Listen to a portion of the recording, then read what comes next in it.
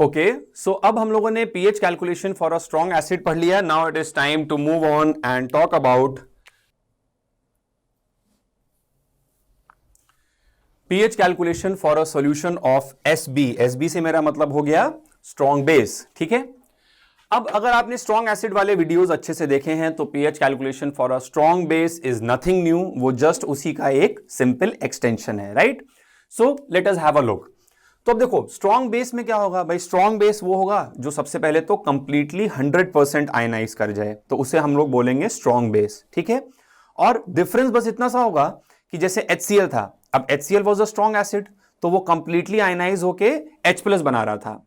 अब NaOH जो है वो एक स्ट्रॉन्ग बेस है, तो एसिड और बेस में बस इतना सा डिफरेंस आएगा कि जैसे एसिड H+ जनरेट कर रहा था वैसे बेस जो है वो OH- जनरेट करेगा। और स्ट्रॉन्ग बेस का मतलब होगा कि 100% आयनाइज हो गया, जैसे कि फॉर एग्जांपल NaOH, ठीक है। तो NaOH को जब हम लोग वाटर में डिसॉल्व करते हैं तो NaOH is a strong base, और उसका आयनाइजेशन जो है वो पूरा कंप्लीट 100% होता है, and it forms Na+ aqueous and OH- aqueous, पूरा 100% आयनाइज करता है, ठीक है। इसी तरह से BaOH होल ट्वाइस aqueous, ठीक है। BaOH whole twice is also a strong base, और इसे जब हम लोग वाटर में डिसॉल्व करते हैं तो ये पूरी तरह से कंप्लीटली 100% आयनाइज करता है, and it forms Ba2+ aqueous plus 2OH- aqueous। तो जब भी कोई स्ट्रॉन्ग बेस की बात हो रही होगी तो ये रिएक्शन पूरी 100% कंप्लीशन पे जाएगी। और आप देखोगे कि प्रॉब्लम में कभी भी Kb की वैल्यू नहीं दी हुई है। जैसे एसिड के लिए Ka होता है वैसे ही एक बेस के लिए Kb होता है, बट ये रिएक्शन 100% कंप्लीशन पे जाएगी, तो इसका Kb हम लोग वाटर एज अ सॉल्वेंट में डिफाइन नहीं कर सकते, क्योंकि ये रहेगा ही नहीं कुछ। अगर हम Kb लिखने की कोशिश करें तो इसकी मोलैरिटी जो है वो क्या हो जाएगी, 0 हो जाएगी, तो हम Kb यहां पे डिफाइन नहीं कर पाएंगे, ठीक है। नाउ सपोज दैट एक हम लोग छोटा सा एग्जांपल लेते हैं। आपको मैं बोलूं कि एक 10⁻⁻² मोलर NaOH के सॉल्यूशन का हमको pH निकालना है, ठीक है। Now NaOH is a strong base, वो पूरी तरह से आयनाइज करता है, और मोनो एसिडिक बेस है। मोनो एसिडिक बेस मतलब एक से एक OH- आ रहा है, ठीक है। तो 10⁻² मोलर NaOH के सॉल्यूशन में जो OH- की मोलैरिटी है ना, 100% आयनाइज करेगा, तो वो हो जाएगी 10⁻² मोलर, ठीक। और अगर OH- की मोलैरिटी 10⁻² मोलर हुई तो the value of POH minus log अगर लोगे तो वैल्यू ऑफ POH जो है वो 2 के बराबर हो जाएगा। The value of POH will be equals to 2, right. And now we all know that normally हमको 25 डिग्री सेंटीग्रेड पे बात करनी होती है, तो PH plus POH is equals to 14 at 25 degree centigrade. तो बेटा अगर POH की वैल्यू 2 है तो you can think it for your self कि pH की वैल्यू कितनी हो जाएगी, pH की वैल्यू 12 हो जाएगी, right. So it is just like a strong acid solution, बस इतना सा डिफरेंस है कि पहले हम लोगों को यहां पर POH निकालना होता है, और फिर POH निकालकर हम लोग 14 में से माइनस कर pH का वैल्यू बहुत आराम से निकाल सकते हैं, ठीक है। एक दो एग्जांपल्स मैं आपको और देता हूं, try it for yourself. Next जैसे सपोज करो मैं आपको बोलूं कि 10⁻³ मोलर BaOH होल ट्वाइस का हमको pH निकालना है, राइट।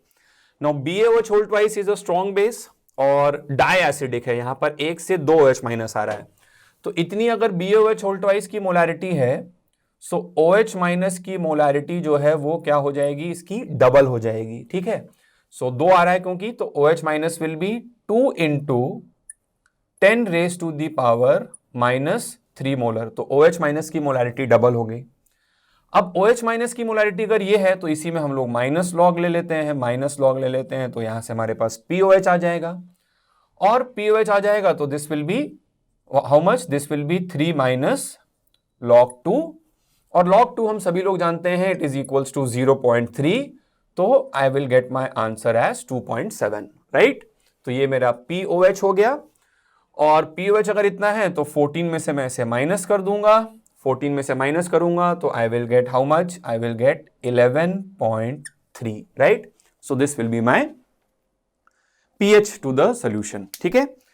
तो इस तरह से आप देख रहे हो कि हम इसे बड़े आराम से कर सकते हैं। इसी में हम लोग थोड़ा सा और आगे अगर बढ़ें एंड लेट्स से अब मैं आपको बोलूं कि 10 raise to the power minus 7 molar NaOH का pH निकालो, ठीक है। तो 10 raise to the power minus 7 molar NaOH के pH में अगर आपने बोला कि OH माइनस जो है, लेट्स से आपने बोला सर स्ट्रॉन्ग बेस है, तो आपने बोला कि OH माइनस जो है वो 10 raise to the power minus 7 molar है, ठीक है। और OH माइनस 10 की पावर माइनस 7 मोलर है तो POH सर हो गया 7, और POH अगर हो गया 7 तो pH जो है वो भी कितना हो गया, 7 के बराबर। Now if you give this as the answer to me, then ये आपका अब गलत हो गया। क्यों गलत हो गया? I am sure you all are smart enough to understand this by yourself कि अब देखो यहां पर भी वही सेम लॉजिक अप्लाई करेगा। जैसे कि जब स्ट्रॉन्ग बेस से OH माइनस जो आ रहा है, अगर मैं इसको एक टेबल के फॉर्म में रिप्रेजेंट करूं तो let's say this is our table, ठीक है। बिल्कुल सेम टू सेम एसिड जैसा ही है, क्योंकि जो कॉन्सेप्ट H+ के लिए लग रहा था वही सेम कॉन्सेप्ट यहां पर हमें OH माइनस के लिए लगाना है, ठीक है। तो it is the same sort of a thing. तो यहां पे 10 की पावर माइनस 7 हो गया, यहां पर 10 की पावर माइनस 6 हो गया, यहां पर 10 की पावर माइनस 5 हो गया, और इस तरह से ऊपर जा रहा है। यहां पर 10 की पावर माइनस 8, यहां पर 10 की पावर माइनस 9, ठीक है। तो इस तरह से हमारी एक टेबल है। अब अगर बेस से आने वाला OH माइनस, ठीक है, जो बात हमने H+ के लिए करी थी वही सेम चीज OH माइनस के लिए है, ठीक है। अगर OH माइनस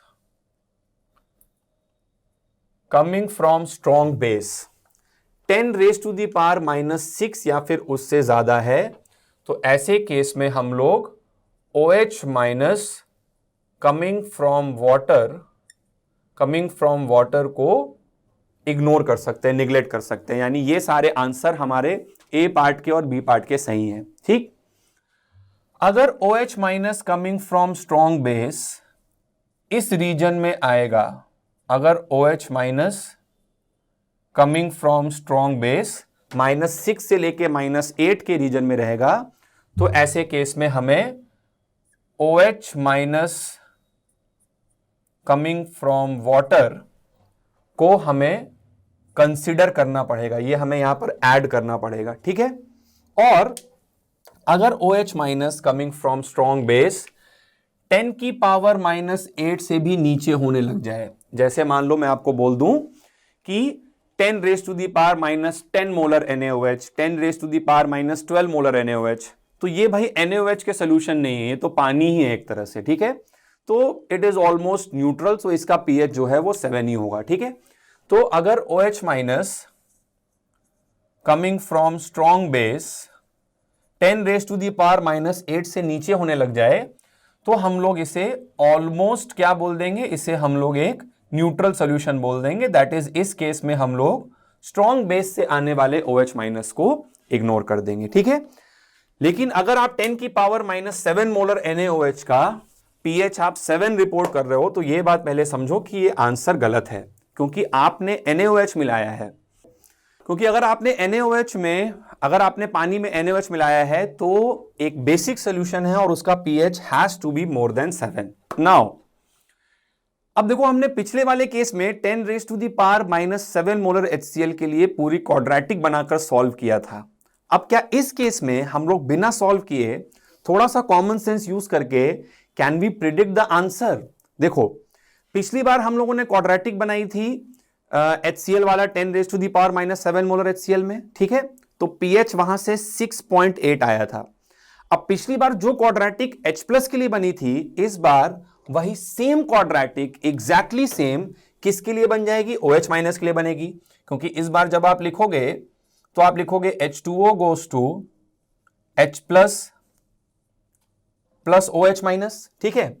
और H+ आप पानी वाला X मान लोगे और OH माइनस भी X मान लोगे, और total OH minus X plus 10 raise to the power -7 हो जाएगा। तो वही सेम क्वाड्रेटिक जो पिछली बार H प्लस के लिए बन रही थी बेटा, इस बार वो क्वाड्रेटिक बनेगी OH माइनस के लिए। और अगर वही सेम क्वाड्रेटिक OH माइनस के लिए बनेगी, तो लास्ट केस में, पिछले वाले केस में जो pH का वैल्यू आया था वो इस बार किसका वैल्यू आ जाएगा, POH का वैल्यू आ जाएगा। वही एग्जैक्टली सेम क्वाड्रेटिक होगी, आप उसको सॉल्व करके देख भी सकते हो।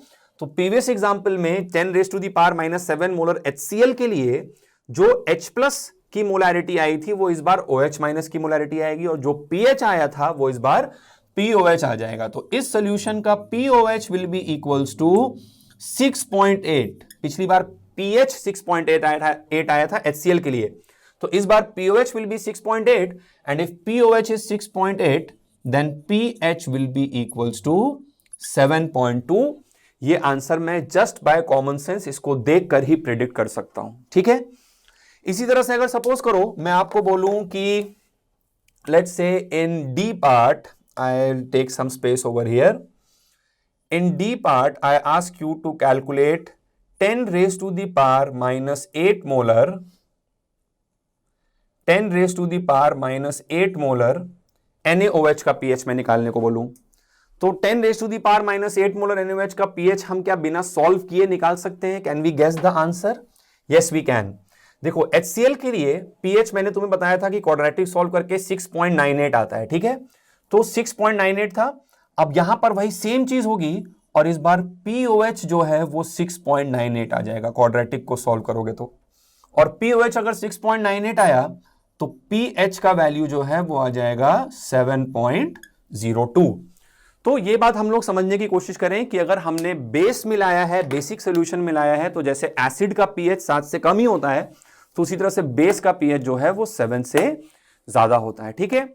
और अगर मैं और ज्यादा डाइल्यूट कर दूं, जैसे मान लो मैं बोलूं कि pH ऑफ 10⁻⁻10 मोलर NaOH, तो 10⁻⁻10 मोलर NaOH जो है वो ऑलमोस्ट जो है वो क्या हो जाएगा, 10⁻⁻10 molar NaOH is almost neutral, ठीक है, तो उसका pH लगभग जो है वो 7 के बराबर ही होगा, ठीक है। तो इसी कॉन्सेप्ट को अब आगे बढ़ाते हुए मैं आपसे एक सिंपल सा एक और प्रॉब्लम पूछता हूं। सो लेट अस से आई आस्क यू कि 10⁻⁻10 मोलर HCl का pH कितना हो जाएगा, ठीक है। तो अब 10⁻⁻10 मोलर HCl अगर है तो ये तो भाई, अब जैसे 10⁻⁻8 मोलर के लिए 6.98 आया था, तो ये तो बहुत ही ज्यादा डाइल्यूट है, ठीक है।